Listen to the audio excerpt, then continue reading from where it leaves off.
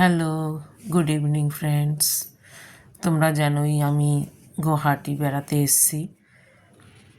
তো আজকে আমরা ভোর 5টার সময় কামরূপ মায়ের মন্দিরে গেছিলাম।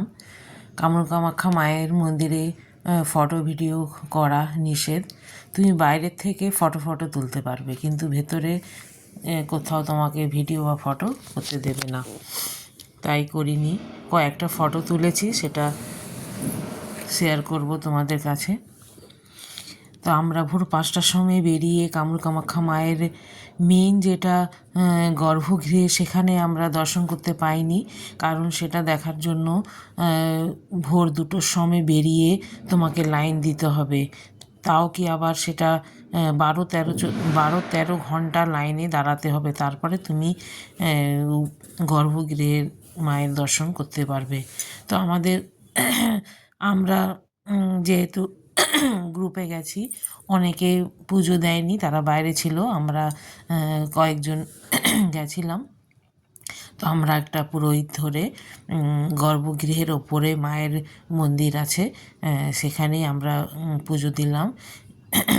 পুজো দিয়ে তারপরে আমরা ওখান থেকে বেরিয়ে টিফিন খেয়ে, আমাদের আজকে 2টো সাইট সিন ছিল। একটা কলা কেন্দ্র আর একটা মিউজিয়াম।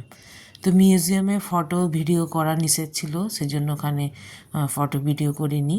আর এখানেও কলা কেন্দ্রেও বারণ ছিল, কিন্তু আমি পারমিশন নিয়ে ভেতরে একটু ফটো তুললাম, বাইরেও তুলেছি, ভিডিও বানিয়েছি। এটা হচ্ছে ভেতরেও খুব সুন্দর, দেখো তোমরা। এই কলা কেন্দ্রটা বিশাল বড় এরিয়া নিয়ে, দারুণ সুন্দর শান্তশিষ্ট পরিবেশ।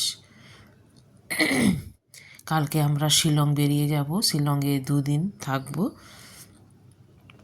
2026 প্রথম দিকে বেশ ভালোই কাটলো আমার। জানুয়ারি মাসে দীঘা গেলাম, সেটাও কোম্পানির ট্যুর ছিল। আর এই ফেব্রুয়ারি মাসে গুয়াহাটি টু শিলং এলাম। গুয়াহাটিতে একটুও ঠান্ডা নেই, আমরা তো রাত্রে দিনের বেলা ফ্যান চালিয়েই বসে রয়েছি। তবে শিলংয়ে প্রচুর ঠান্ডা।